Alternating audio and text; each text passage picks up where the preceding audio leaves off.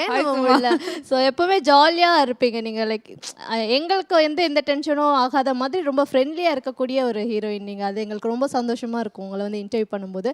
Sir உங்கள வந்து meet பண்ணதுலயே வெரி ஹாப்பி. சார் சீதக்காதி அப்படின்னும் பொழுது நெறைய பேருக்கு ஏகப்பட்ட கொஷின்ஸ் தோணுது சார். அதில ஒண்ணு ஒண்ணா வந்து நான் கேட்குறேன். முதல்ல எங்களுக்கு வந்த நியூஸ் எப்பவுமே ஃபர்ஸ்ட் லுக் வெளி வரும்பொழுதே காசிப்ஸ், ரூமர்ஸ் அந்த மாதிரிலாம் நெறைய விஷயங்கள் வரும். அது உண்மையாவும் இருக்கலாம், பொய்யாவும் இருக்கலாம். அதுலேருந்து முதல் கேள்வியா நான் கேட்குறேன். என்ன அப்படின்னா, விஜய் சேதுபதி அவர்களே வந்து போயிட்டு இந்த கதாபாத்திரத்தை நான் எடுத்து பண்ணுறேன் அப்படின்ட்டு கேட்டு இந்த கதையில் வந்து நடிச்சிங்க அப்படின்ற மாதிரி நாங்கள் கேள்விப்பட்டோம். வேற ஒரு பெரிய நடிகர் நடிக்க வேண்டியது இது அப்படின்ற மாதிரியும் கேள்விப்பட்டோம். இது எந்த அளவுக்கு உண்மை அப்படின்னு தெரிஞ்சுக்கலாமா? வணக்கம் உங்களுக்கு.